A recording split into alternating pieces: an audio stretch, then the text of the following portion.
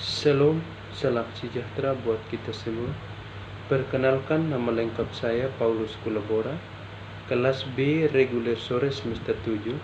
Di sini saya akan membahas tugas review buku yang ke-14 dengan mata kuliah Perencanaan dan Kebijakan Sosial dengan tema Perspektif Internasional tentang Kebijakan. Buku ini didasarkan pada sejumlah teori. Di tengahnya berdiri aspek penelitian sistem dunia. Tidaklah mengherankan karena fakta bahwa banyak tren lebih terlihat di tingkat sistem dunia daripada di tingkat satu negara.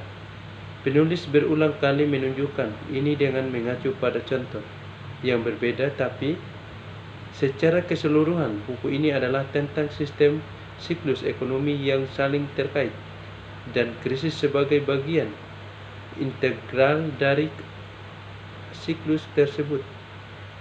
Pemahaman kita tentang sifat siklus ini memberi kita kemampuan untuk mengantisipasi krisis dan jebakan yang pasti menanti kita di masa depan. Mungkin pengetahuan yang diberikan dalam buku ini akan menyediakan sarana untuk menghindari jatuh ke palung terdalam dari krisis ekonomi di masa depan. Betapapun menariknya gagasan kemajuan linear dan secara aktif dikembangkan sejak paruh kedua abad ke-18 Nisbet 1980 adalah, bagaimanapun telah menjadi jelas bahwa dunia berevolusi secara linear. Di antara fenomena non-linear, gerakan siklus dalam berbagai bentuk merupakan salah satu pola yang paling umum. Jelas bahwa pergerakan menuju bentuk-bentuk baru secara kualitatif tidak dapat berlanjut tanpa akhir secara linear dan mulus. Ia selalu memiliki keterbatasan disertai dengan munculnya ketidakseimbangan, peningkatan dan resistensi terhadap kendala lingkungan, persaingan untuk sumber daya, dan lain-lain. Upaya tanpa henti untuk mengatasi resistensi lingkungan menciptakan kondisi untuk kemajuan yang kurang lebih terlihat dalam masyarakat tertentu.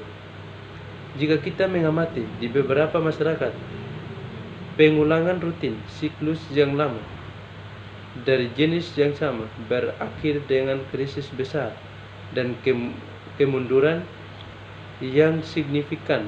Ini berarti bahwa masyarakat ini menghadapi beberapa kendala sistematik dan lingkungan yang kuat yang tidak dapat diatasi. Sifat siklus dari pembangunan ekonomi untuk waktu yang lama tidak terlacak karena lemah dan tidak teratur. Ini bukan kecelakaan.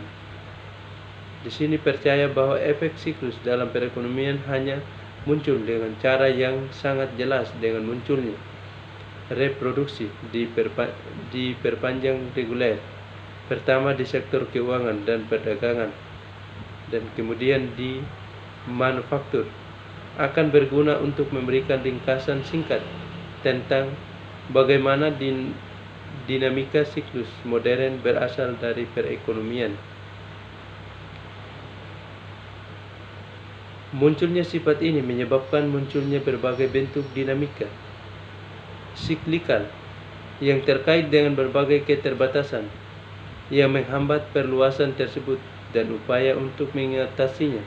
Gerakan maju ini tentu saja tidak boleh seragam dan harus mengikuti ritme yang berbeda. Properti umum mereka adalah perubahan fase, akselerasi, dan perlambatan yang disebabkan oleh habisnya sumber daya yang tersedia untuk pertumbuhan, kejenuhan pasar, penurunan margin keuntungan, dan sebagainya.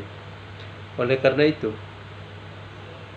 siklus jangka panjang Kondratiev dan siklus juglar jangka menengah dikaitkan dengan perubahan fundamental yang sama, transisi ke pola baru, pengembangan produksi, yaitu reproduksi yang diperpanjang dengan tidak hanya didasarkan pada keterlibatan sumber daya baru.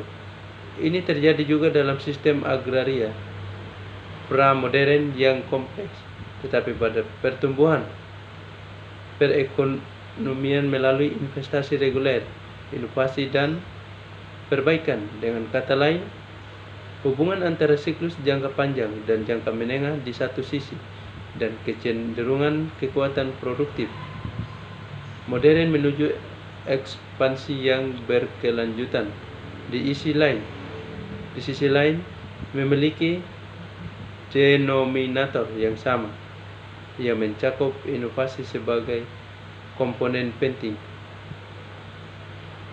Peneliti siklus jangka menengah dan krisis abad ke-19 sering menaruh banyak perhatian pada krisis abad ke-18, menemukannya sangat instruktif dan melihatnya yang paling penting serupa dengan yang terjadi selama abad ke-19. Memang kesamaan, pinjaman berlebihan, kebangkrutan tak terduga, kredit macet, panik dan bangkrut terlihat sangat jelas, dan ini bukan kebetulan. Sejumlah elemen penting untuk siklus ekonomi modern telah muncul pada saat ini, seperti disebutkan di atas. Kebutuhan untuk terus memperluas perputaran ekonomi muncul. Oleh karena itu, siklus melekat dalam prinsip produksi industri sangat penting. Peran kredit juga meningkat, dan karena siklus dan krisis jangka menengah dikaitkan dengan fluktuasi kredit, prototipe siklus jangka menengah tertentu dengan periode karakteristik sekitar 10 tahun dapat dilihat pada abad ke-18, terutama di paruh kedua. Dengan latar belakang ini, tidak mengherankan bahwa fluktuasi pasar di satu tempat juga mempengaruhi tempat lain. Lihat misalnya Weir 1983.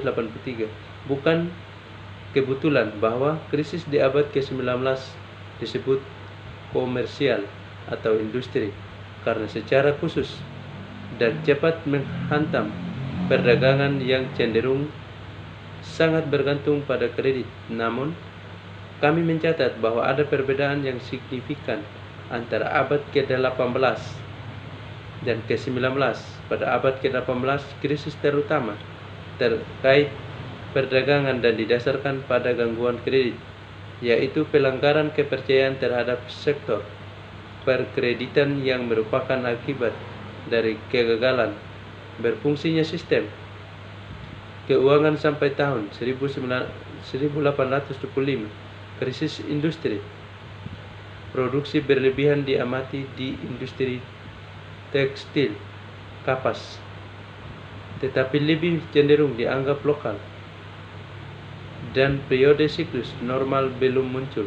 Jadi, ada periode persiapan tertentu di mana mekanisme gelombang terbentuk. Siklus ekonomi. Seperti yang telah disebutkan, buku ini akan menunjukkan hubungan antara sejumlah siklus. Namun analisis siklus yang berbeda diberikan dengan tingkat kelengkapan yang berbeda. Oleh karena itu, pada bab pertama kami ingin memperkenalkan kepada pembaca beberapa sistem siklus tersebut untuk memberikan beberapa penjelasan yang akan berguna untuk persepsi bab-bab selanjutnya, dan untuk menjelaskan sedikit tentang ekonomi yang membuat paling penting. Kontribusi untuk mempelajari siklus tersebut. Kami mulai dengan beberapa definisi, analisis yang lebih rinci tentang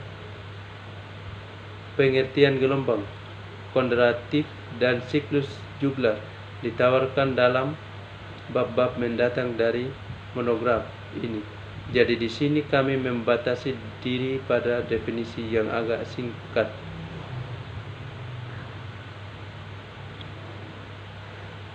Sekian dan terima kasih. Tuhan memberkati kita semua.